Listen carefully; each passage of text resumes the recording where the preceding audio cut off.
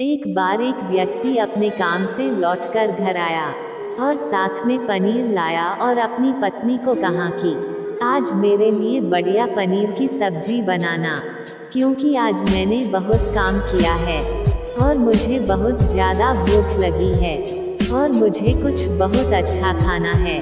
उसकी पत्नी कमरे से बाहर आई और पनीर लिया और कहा कि बिल्कुल आप हाथ पैर धोकर तैयार हो जाइए, मैं आपके लिए बहुत ही स्वादिष्ट सा खाना बनाती हूँ। वो व्यक्ति फ्रेश हो गया और टीवी देखने लगा और इंतजार करने लगा सब्जी के बनने का, ताकि वो उसे कहा सके। किचन से बहुत अच्छी खुशबू आ रही थी। वो व्यक्ति बस सोच रहा था कि जल्दी से खाना बन जाए ताकि मैं अपनी भूख को मिटा सकूं। लगभग 1 घंटे के बाद खाना बनकर तैयार हो गया।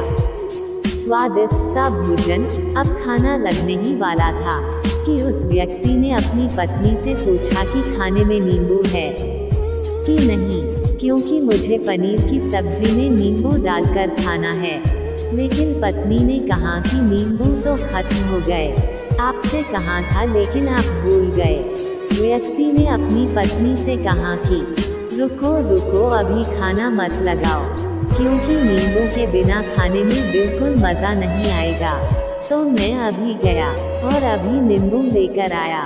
वो व्यक्ति वापस से कपड़े पहनकर तैयार हुआ और नींबू की पास वाली दुकान पर गया।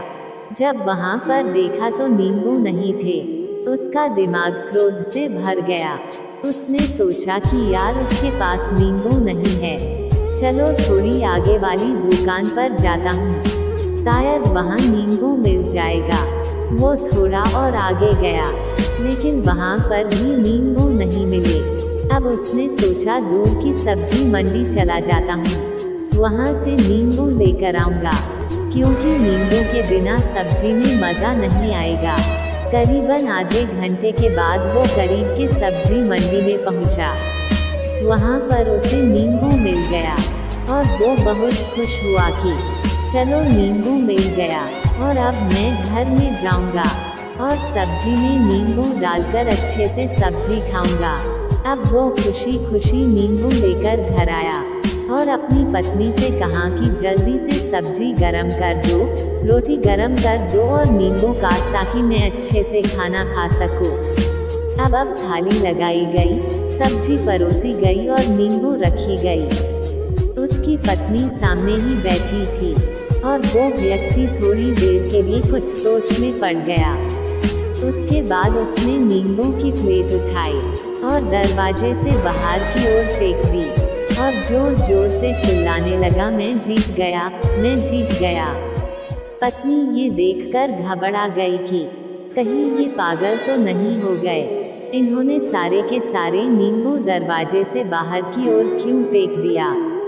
उस पत्नी ने उस व्यक्ति पर चिल्लाया और कहा कि आप पागल हो गए हैं, अभी तो इतनी देर तक नींबू के बारे में पूछ रहे थे और अभी जब नींबू घर पर ले आए और खाने बैठ गए तो आपने इन नींबुओं को दरवाजे से बाहर फेंक दिया और अब चिल्ला रहे हो कि मैं जीत गया, मैं जीत गया। पत्नी पूछी, आप किस चीज़ में जीत गए, हुआ क्या। अब व्यक्ति खुशी खुशी बैठ गया और अपनी पत्नी से कहा, आप भी बैठो, इत्मीनान रखो, बताता हूँ कि क्या हुआ। आज सुबह से ही मेरी जीत मुझे अपने बस में करने की कोशिश कर रही थी। जब मैंने बहुत काम कर लिया तब मुझे बहुत तेज भूख लगी। जब मैं घर पर आया तो तुमने बहुत ही स्वादिष्ट सब्जी बनाई। उसकी खुशबू मेरी नाक में गई। फिर मेरी जीभ ने कहा कि इसे अब नींबू चाहिए। मैं पास वाली दुकान पर गया, लेकिन वहाँ नींबू नहीं मिले। थोड़ी और दूर गया, वहाँ पर भी नहीं मिले। तो मुझे उसने और दूर लेकर गई। मैं उसके वश में आ गया और जैसे ही वह कहती रही वैसा मैं करता गया।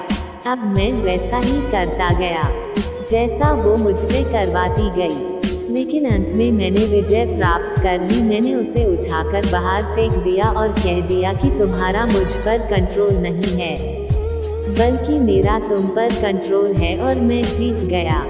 क्या आपको समझ में आया कि कैसे अपने इच्छाओं पर विजय प्राप्त करें? कई बार लोगों को शराब पीने की आदत लग जाती है और उस चक्कर में वो भटकते रहते हैं। यदि एक जगह नहीं मिलती तो दूसरी जगह जाए है, दूसरी जगह नहीं मिलती तो तीसरी जगह जाते हैं और अक्सर युवाओं के साथ ऐसा जरूर होता है कि वो शराब पीने के लिए बैठते हैं, सारी शराब खत्म हो जाती है। उसके बाद एक ना एक व्यक्ति जरूर कहता है कि यार और चाहिए के चक्कर में शराब ढूंढने के लिए निकलते हैं। देर रात हो जाती है, वो भटकते रहते हैं, एक जगह नहीं मिलती तो दूसरी जगह जाते हैं, दूसरी जगह नहीं मिलती तो तीसरी जगह जाते हैं और अपने समय, पैसे और अपने आप को बर्बाद करते रहते हैं। यदि आपने अपनी इंद्रियों पर विजय प्राप्त नहीं किया तो आप भी नींबू की खोज में सिर्फ भटकते ही रहेंगे और हमेशा परेशान रहेंगे। इसलिए अपनी इंद्रियों पर काबू पाइए और अपने जीवन को खुशी खुशी बिताइए। आशा करता हूँ कि इस स्टोरी के माध्यम से आपको कुछ ना कुछ सीख जरूर मिली होगी। अगर मिली हो तो अपने दोस्तों के साथ ज़्यादा से ज़्यादा शेयर जरूर करें। ऐसे ही motivational speech, inspirational story, quotes और लाइफ में सक्सेस कैसे पाए, ऐसे नॉलेज के लिए इस ब्लॉग पर आकर पढ़ सकते हैं।